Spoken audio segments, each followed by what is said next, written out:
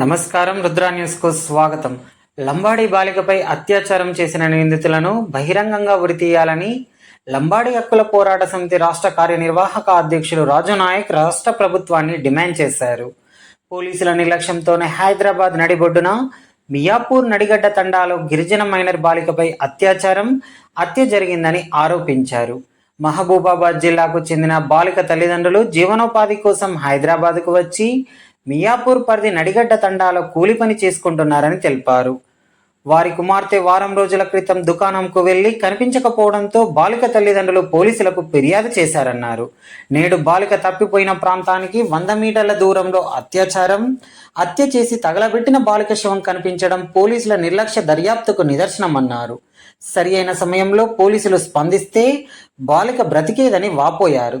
ఘటనా స్థలంలో సీసీ కెమెరాలు లేవని, నిర్లక్ష్యంతో పోలీసులు సమాధానం చెప్పి వదిలించుకున్నారని మండిపడ్డారు. వారం రోజులుగా స్పందించని పోలీసులపై చర్యలు తీసుకోవాలని డిమాండ్ చేశారు. నిందితులను తక్షణమే పట్టుకొని చట్టరీత్యా చర్యలు తీసుకోవాలని కోరారు. ప్రభుత్వ పరంగా బాధితురాలి కుటుంబానికి 50 లక్షల రూపాయల ఎక్స్ గ్రేషియా చెల్లించాలని డిమాండ్ చేశారు. బానోతు వసంతపై జరిగిన హత్య కారణంగా మరణించిన బాలిక ఆత్మశాంతికి సంఘీభావంగా కొవ్వొత్తుల ర్యాలీ నిర్వహించామని తెలిపారు.